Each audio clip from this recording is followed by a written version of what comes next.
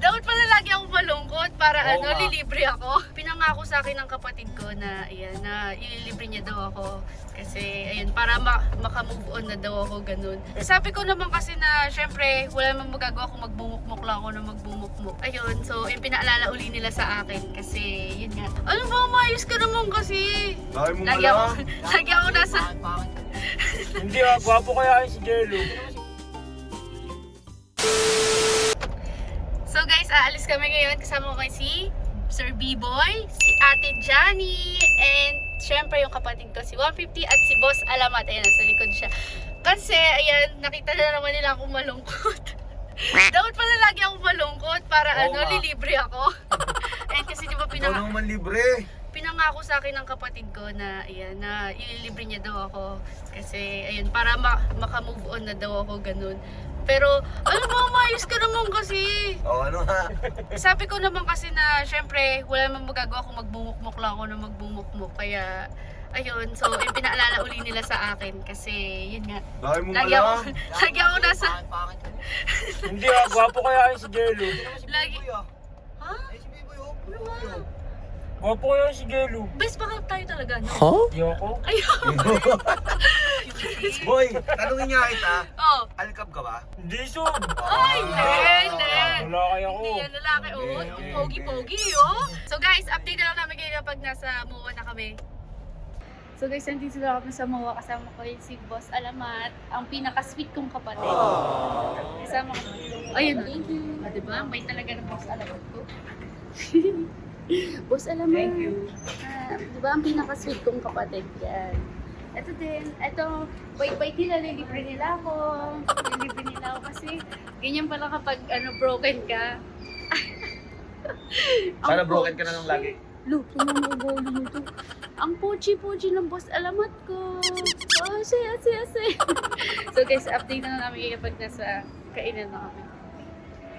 So guys, magpapagupit muna kapatid ko. Papagupit daw muna siya bago kami kumain. Ayan. Dito yung bodyguard namin, si Boss Alamat. Nagapagligtas.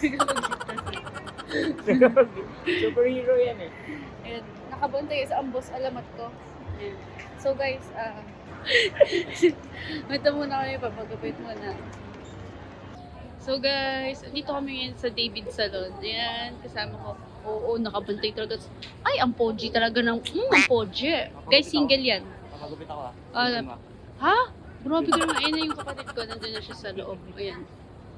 Tapos yung dalawang bodyguard. Ayun. Ayun yung dalawang bodyguard. Papagupit daw si Boss Alamat. Lilibre ko siya. Pero syempre hindi. So, guys, pagkatapos ng haircut, magkakain na kami. Kasi nagugutom na daw siya. Tama, sobrang gutom na ako guys. Kawawa naman ako. Hindi na natin sila matapos. Yeah. Okay na yan? Pagdagan mo pa? Bigyan ko konti. Guys, Wow, sana all pinagsisilbihan ng kuya. yun talaga. Bait talaga ng... Plastic ako. Tignan mo, mga dalawang kuya, di ba? Bait yung mga dalawang kuya. Nilibre pa ako. Tapos, meron pa akong favorite ka rin. Uy, sana all. Ang sarap. Buti lang kasama ka, boy. No. Uy, si Jello. Joe. Uy, di naman ako. Boy, magpasalamat ka na broken ako, boy. Uy, talaga. Okay lang yan, dapat ma-broken ka na lang araw-araw.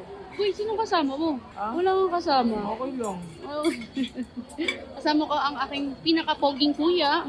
Pogi-pogi naman ang kuya ko. Uy, sagot mo to lahat Sagot mo lahat to Pinagsilbihan ka na. Ay, uy, grabe naman. Ang bait naman ang kuya ko talaga. para pinuulam. Thank you, Ate Jan. Crispy pata. Thank you, Ate Jan. Tapos, salamat sa pinaka-pogi kong kuya. Ang pogi naman. Ang pogi-pogi. Pero ang pinaka-pogi talaga, si Boss Alamat. Ayan. So guys, kakain na muna kami. Guys, wala na kami sa Facebook kaya naman. Oo nga eh. Ganyan talaga.